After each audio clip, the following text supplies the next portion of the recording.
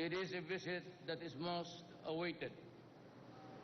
I look forward to meeting Prime Minister Abe again in Tokyo. His warm invitation extended at the sidelines of the ASEAN meeting in Laos paves the way for discussion of key issues of mutual importance to our countries and people. We will discuss, among others, greater political, social, and defense cooperation, particularly in maritime domain awareness and maritime security. With Japan as the Philippines' top trading partner, I shall seek the sustainment and further enhancement of our important economic ties. I look forward to meeting business leaders in Japan. I will tell them clearly that the Philippines is open for business.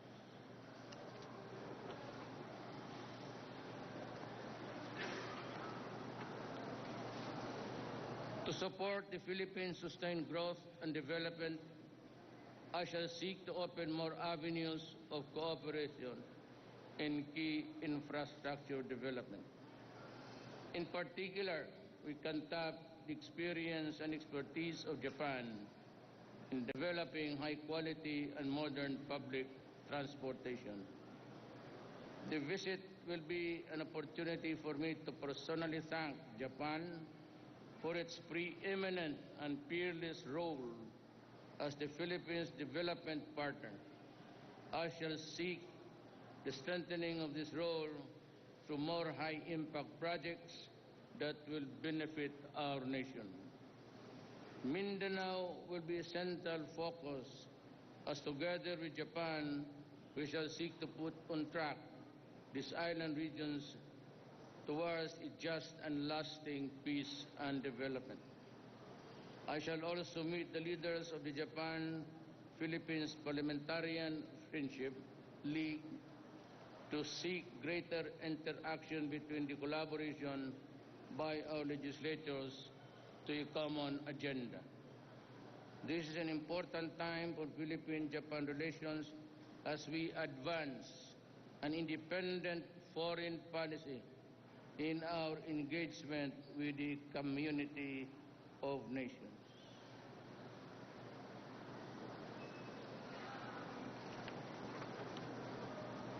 This is a defining moment for the solid and strategic partnership between Japan and the Philippines, carefully nurtured over 600 years of formal diplomatic relations. During this visit, I am honored to pay a courtesy call on His Majesty the Emperor. This courtesy call is imbued with great and special significance. It reaffirms at the highest level the positive transformation of ties between our nations and peoples. It renews our shared commitment to a forward-looking partnership that is founded on mutual respect, dignity, and solidarity. It will capture in one moment the full range of our relations with a country that is kept at high regard and definitely deserves its unique place. Ours is an abiding partnership with Japan. It is based on common aspirations and shared values of democracy, adherence to the rule of law, and the peaceful settlement of disputes. As I seek to advance our national interest in this official visit to Japan, I will remain true to my sworn oath as your President. Maraming salamat po. I can about a few questions from the media, so just to assuage your hunger for... Mr. President, our Yes, first sir. question is from Hataw Rose Tobenario. Good morning, Mr. President. Yes, ma'am. Posible po bang pag-uusapan ninyo sa inyong pagbisita sa Japan ang Visiting Forces Agreement with Japan? Again. Posible po bang pag-usapan nyo sa pagpunta nyo sa Japan yung pagbalangkas ng Visiting Forces Agreement with Japan? No, I don't think so. I do not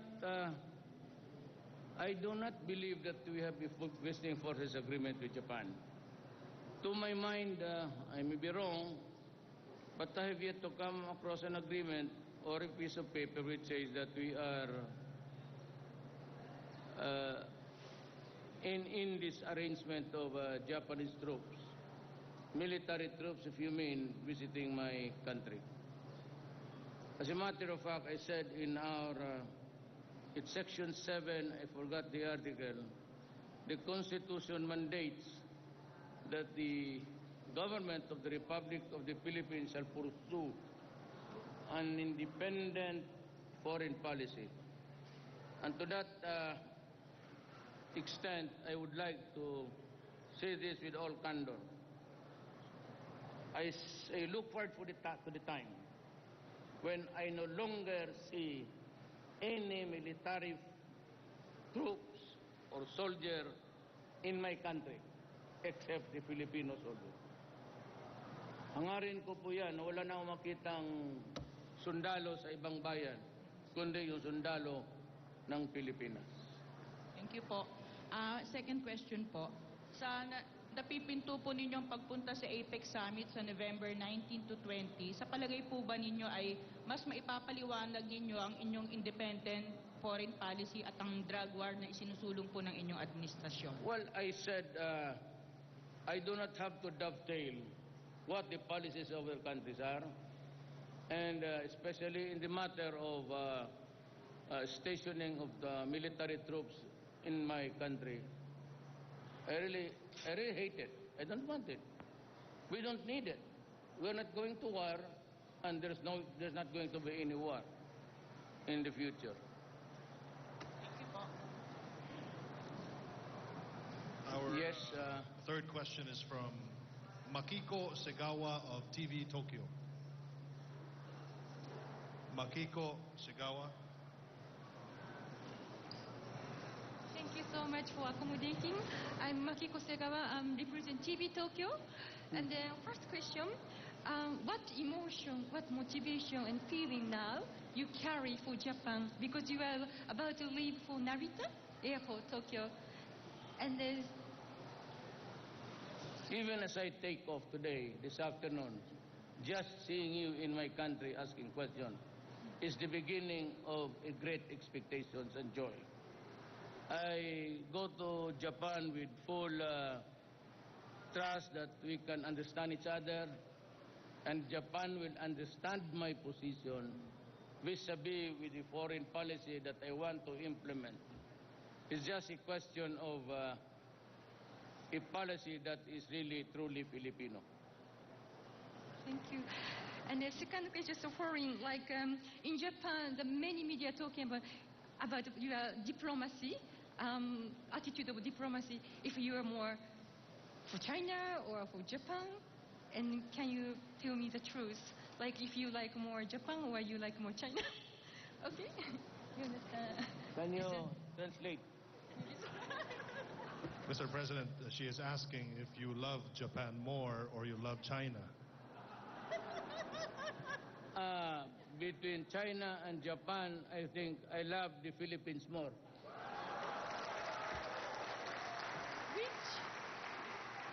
Which do you like? Do you like Jubilee or McDonald's? Jubilee or McDonald's? Frankly, I do not eat, really, truly, seldom, very often. But I stick to bibingka and maruya. Native dish. Arigatou gozaimasu. Salamat po. Enjoy Japan. Thank you. The last person who will ask a question is Tuesday New of DZBB. Oh, sige, sige. Good morning, Mr. President. Tuesday ma'am. New of DZBB. Sir General De La Rosa stated yesterday that he submitted already to you the list of celebrity or narco-celebrities. And he said that mas marami raw po yung nakasulat sa listahan ninyo. Do you plan of announcing it, sir, to the public, katulad nung ginawa ninyo doon sa mga narco-generals and narco-politicians? Okay, I'll be frank with you, everybody. The final list submitted to me by the law enforcement agencies, ganon ho kakapal. Hindi ko malaman ngayon kung paano ko mahanapan ng solusyon. There are about 1,000 policemen involved in drugs. There are about almost 1,000 barangay captains already in the business of shabu. There are about a few mayors and national officials. What I'm trying to say is I will call maybe for a consensus dito sa itaas, lahat ng mga senators, congressman. Kasi napakabigat ho ng problema na ito. At kung ako lang, sasabihin ko sa'yo, hindi ko kaya. Kasi hindi ko kaya. Anong gawin ko dito? Patayin ko lahat? At medyan na naman 3,000. It's about almost a 10,000 network spread all throughout the Philippines. And with the election of the Lima to the Senate using money from drugs, the portals of the national government has been opened to narco-politics. May problema ho ang Pilipinas. Ito yung problema nakatago noon all these years until I became president at pinuga ko lahat, lumabas na. Alam ng militar yan, alam na ng pulis. Kaya sabi ko nga sa kanila minsan, ito, trabaho man ninyo yan, what do you propose to do? Isa-isahin mo yan, i-prosecute, impossible dream. We cannot pasundan mo araw-araw yan. But they are really validated. Some of them, judges, it has affected the entire gamot. Di ko sanay ako niyan. Kung sa Davao, maliit na but mismo ako, I must admit, hindi ko alam gaano kalawak, how widespread it is or was until I became the president of this country. Di ko sukat akalain na ganun kalalim by the hundreds of thousands. And 3 years ago, General Santiago said that there are 3 million drug addicts already. I did not consider my list because until now there are people surrendering. At by the end of this year, I would have breached the 4 million mark.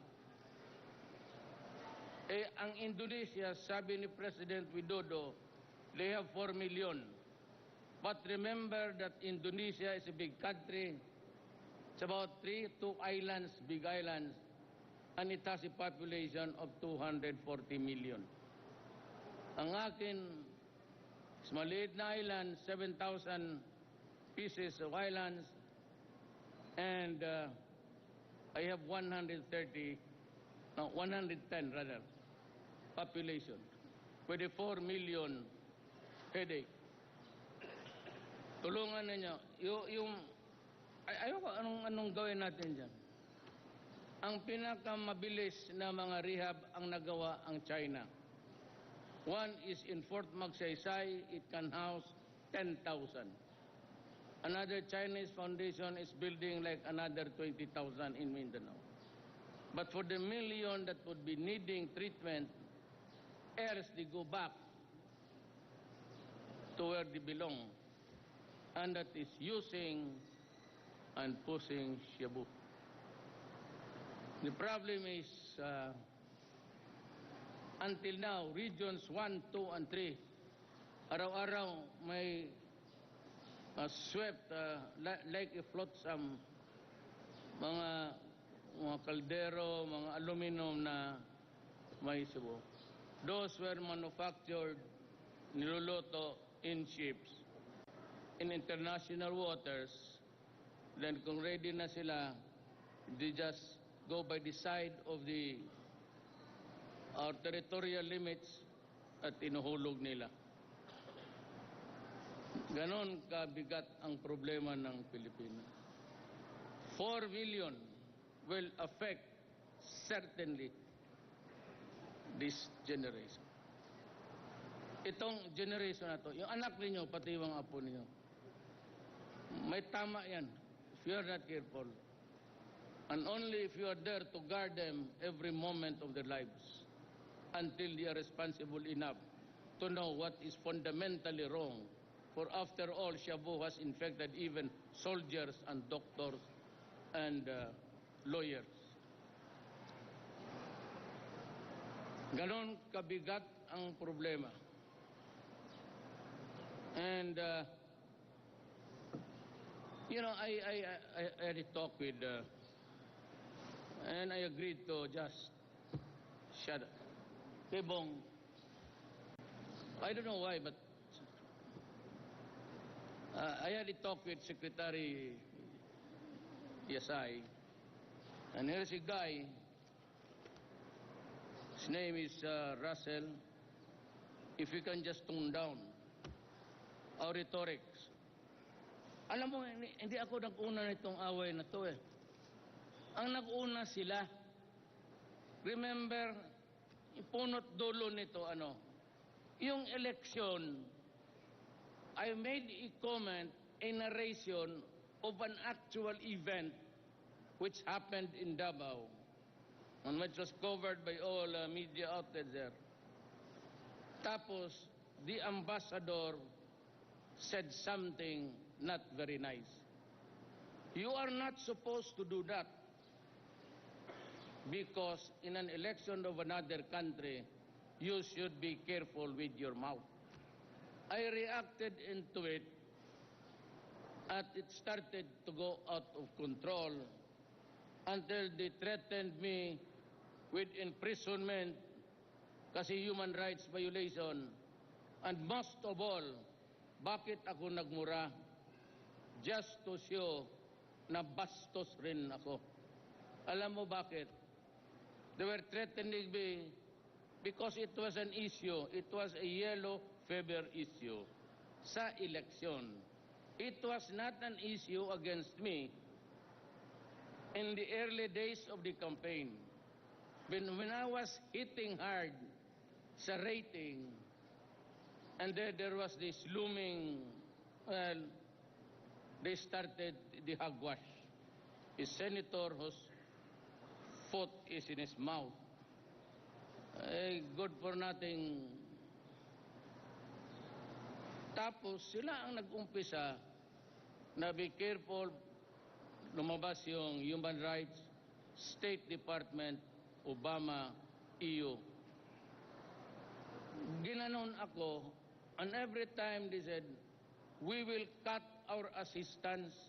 Sabi ko sa kanila, putang ina ninyo, wag mo kaming gawing aso. Do not, sabihin mo na, as if I am a dog with a leash, tapos magtapon ka ng pan doon sa malayo, hindi ko maabot. Sila, you review. All that I did was, alam mo bakit? Hindi, walang nakikinig. I was trying to say na ganito, ganito. At hindi yung 3,000 na yan, mga ulol kayo, hindi lahat gobyerno yan. May pinatay ng gobyerno on legitimate encounters. But it doesn't mean to say that the 3,000, parang pinalabas nila na wala nang ginawang gobyerno except to yung state-sponsored killing. Binastos ang bayan ko. Hindi ako. Sanay ako, politiko ako. And so what if hindi sila believe sa akin? Hindi naman ako believe sa kanila. What yung pagsabi every time that they make a comment about human rights, which is really sinasakyan ng mga gago dito. Pinapalaki nila. Maybe itong elite, pati itong mga mayaman sa mundong ito dito sa Pilipinas, ayaw sa akin. Let's say kayo, ayaw ko rin sa inyo. Kahapon tumawag si Secretary Asay. Nandito raw ito siya. Ang sabi ni, nag-usap daw sila, sabi na if we can just tone down our rhetorics against the media. So huwag ninyo akong ganunin. Every time sabihin, they threaten us lang, pati itong iyo. Akala mo mas bright kayo sa atin. Tapos sabihin na, be careful, we will put you in prison. Putang ina, subukan mo. Now, what did I do to China? I went there just being nice. O, tingnan mo ang lumabas. Duterte sparks international stress. Ito, nakaliit-liit kung tao, ba't mo kayo mag-stress? Nervyoso kayo. Kasi guilty. Wala man akong ginawa sa China. Nag-usap kami. And so there's a lot of speculation. Sabi ko, look at Section 7 Article. It states it very clearly. I urge every one of you that the Philippines shall follow an independent foreign policy and putting at most of the time the best interest of the nation. Sinunod ko lang yun. Ginawa mo ang nervyoso. Duterte sparking international distress. Pakialam ko sa Afrika. International. Yun ang ayaw ko na sana. Pero nung nabasa ko ngayong umaga, I promised the secretary, I won't. Nung nabasa, sabi ko ito mga Amerikano, buang talaga. Style, hindi na maglakad dito, kala mo sino. Wala pang mga visa itong mga gagong to. Tayo magpunta doon, pahirapan pa. At may sabi pa raw, galit ako kasi hindi ako binigyan ng visa. I'll tell you my answer. First time I went to America, ito ang question ng consul. Why are you going to America? I said, to visit a girlfriend. Yeah, yes. Tapos sabi niya, what if you decide to marry the girlfriend and you do not go back here to the Philippines? Mr. Consul, even if you grant me a multiple lifetime visa, and even if you give me $50,000, I will not go there anymore. I'll stay here in the Philippines. Hindi ako hangol ng bayan. Baski ako, kahirap natin. Hindi, magtiis tayo. Do not dangle me about America. What is that? Nagkagulo-gulo na nga kayo doon eh. Why should you go there? Magtanong ka ng mga Pilipino doon, mga doktor. Tanong ka ng mga sundalo na nag-aral doon. It's pure bigotry and discrimination doon. Magtanong ka na napunta. Kasi bayan nila. Kaya sabi niya, separate. Well, separate, yes. You have the EDCA. Well, forget it. If I stay here long enough, one day that EDCA will, if it's an executive agreement, then I will just. I do not want to say any military man of any other nation except the Philippine soldier. Yan lang ang gusto ko. That's the long and short of it. I want an independent policy that ako pasunod-sunod ba siya kanino. Walang, sabi ko, wala na, tahimik na ako. Russell says Duterte comments causing worries in business communities. Di, magsilayo kayo. Magtiis kami. We will recover, I assure you. We will live and survive. We have gone to the worst of times in this planet. Tapos isang comment niya, RP China reapproachment should not come at the expense of the US. Napakabilis ng Malaysia ng mga gago. Wala kami pagnasapan sa China kung hindi paano magluto ng siupaw na maganda pati chapsoy. Eh kung maibigay ang China, di pasalamat, eh di wala, di wag.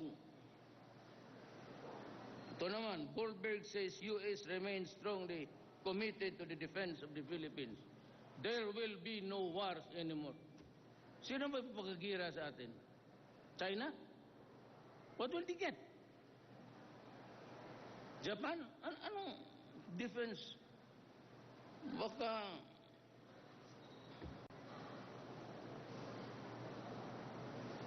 they want to talk about the boogeyman of war. Stop that shit. Nobody is interested in wars anymore. And if there is a fight, you fight your wars. Do not include mine. During the time when Manila was to be taken back by the Allies, they carpet bombed Manila. Hindi ang Hapon sila. The comebacking American force. 200,000 died here. Ang Manila talaga flattened. So just in 2 days of bombing. Plus the massacre. You know, before we can move forward, Mr. America, there are things, so many things around. The massacre of the Filipinos before. These are historical hurts that would never go away. Depende na lang kung makapresidente ang Pilipinas na tota ninyo. If you count me out, I am not one of you. I am not also a tota of any country. Mind you, only ang pwede lang magtuta sa akin ang Pilipino. Period. Walang iba. So, that's my parting statement. Yes. Pag hindi ako pinaland ng Japan, balikan kita dito. Yes. Just to complete, sir, yung thought nyo about EDCA, are you close to rescinding it because you mentioned that you want to see nobody except the Filipino soldiers on our soil? Ito, pumunta itong maybe to talk to me. Dito mag-usap kami. Yan, dalawa lang kami. Isang kwarto. I don't want anybody else. Gusto ninyo magganong kayo sa plywood. Pakinggan ninyo kung paano ko. Sige, sir. Thank you. Thank you so much, Mr. President. Thank you so much, media. Let us all greet our president. A very, very fruitful trip to China.